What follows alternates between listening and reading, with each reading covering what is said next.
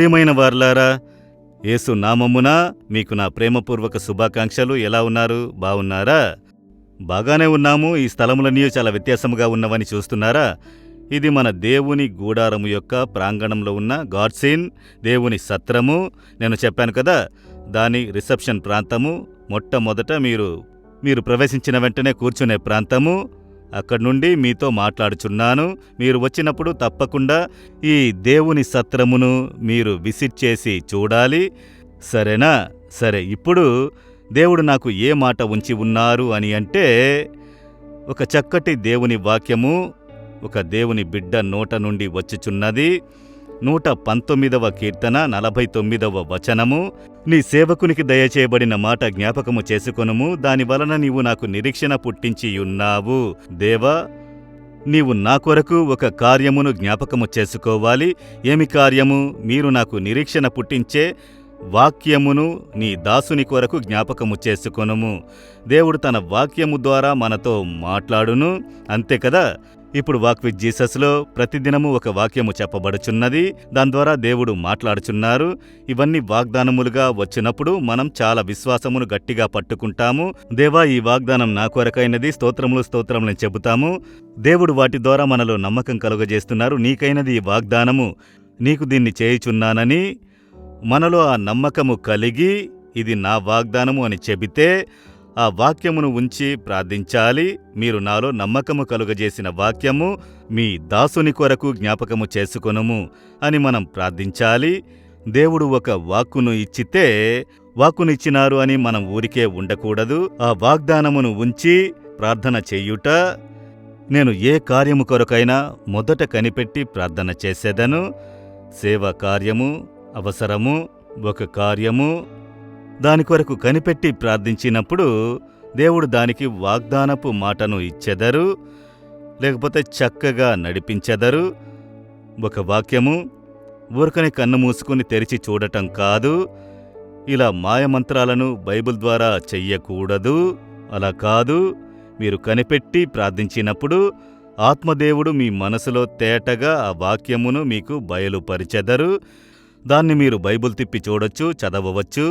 కనుక ఇది ప్రభువు ఈ కార్యముకు నాకు ఇచ్చిన వాక్యము, వాగ్దానము. ఆ మాట మీలోనికి వచ్చిన వెంటనే దాన్ని చెప్పి ప్రార్థించుట. దేవా, మీరు నాకు ఇచ్చిన వాక్యమును జ్ఞాపకము చేసుకొనుము, దాని ప్రకారం చెయ్యుము. ఈ వాగ్దానమును జ్ఞాపకము చేసుకొనుము, ఈ నిబంధనను జ్ఞాపకము చేసుకొనుము, దాన్ని నెరవేర్చుడి అని దాన్ని చెప్పి ప్రార్థించుట. అది చాలా శక్తివంతమైన ప్రార్థన. ఆ ప్రార్థనను దేవుడు కాదనలేడు. తప్పక జవాబు వచ్చును, ఎందుకంటే అది దేవుడు వాక్కుగా ఇచ్చినది కదా. ఈ విధముగా ఒక కూటమునకు నేను వెళుచున్నాను అని అంటే మీరక్కడ ఏం చేస్తారు, నేనేం చెయ్యాలి అని కనిపెట్టి ప్రార్థించినప్పుడు దేవుడు అక్కడ జరగబోయే కార్యము, ఆయన చెయ్యబోయే కార్యమును వాగ్దానముగా తెలియజేయుదురు. కనుక వాక్యమును గురించి వాటిని ఉంచుకొని ఆ కూటముల కొరకు నేను ప్రార్థించుట కలదు. అలాగే ఒక సేవ అవసరము. ఈ విధముగా ఒక బిల్డింగ్ కట్టుచున్నాము, ఒక సేవ కార్యమును చేయమని ప్రభు చెప్పుచున్నారు. దానికి మీరు ఏ వాక్కు ఇచ్చుచున్నారు, నేనేం చెయ్యాలి అని కనిపెట్టుకుని ప్రార్థించినప్పుడు దాన్ని దేవుడు తెలియజేయుదురు. దాన్ని ఉంచి ప్రార్థిస్తే ఇప్పుడు ఈ సేవలో ఇన్ని కార్యములు జరుగుచున్నవి. అన్నీయూ దేవుడు వాక్కునిచ్చి వాటిని ఉంచి ప్రార్థించి దేవుడు దాన్ని నెరవేర్చి ఇచ్చారు. మీ జీవితంలో కూడా ఈ అలవాటును ఏర్పరచుకోవాలి. పిల్లల కార్యమా, వెంటనే మీరు తీర్మానించకుండా మొదట మీరు ప్రార్థించండి. అప్పుడు దేవుని దగ్గర నుండి ఒక వాక్యము మీరు పొందుకుంటారు.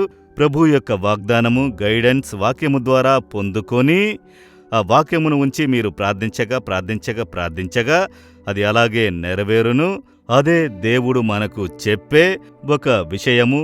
ఇప్పుడు మీరు నాకు నమ్మకము కలిగించిన వాక్యమును జ్ఞాపకము చేసుకొనుము. ప్రభువు మీకు వాక్కును ఇచ్చారు కదా, అది చెప్పి ఎప్పుడైనా ప్రార్థించినారా? ఊరికే రాసి ఉంచుకున్నారు అంతే. అది చెప్పి ప్రార్థించాలి కదా. ఆ భక్తుడు ప్రార్థన చేసినది వ్రాసి ఉన్నది కదా.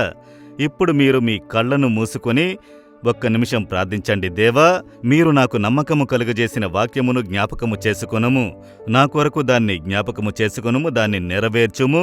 మీరు నెరవేర్చి ఇచ్చెదరు, నేను విశ్వసించుచున్నాను. యేసుక్రీస్తు నామములో ప్రార్థిస్తున్నాను. ఆమెన్, ఆమెన్. జీసస్ రెడీమ్స్ తెలుగు యూట్యూబ్ ఛానల్ను సబ్స్క్రైబ్ చేయండి. సబ్స్క్రైబ్ బటన్ను క్లిక్ చేయండి మరియు బెల్ బటన్ను నొక్కండి. ప్రతిరోజు కార్యక్రమ సమాచారం పొందండి.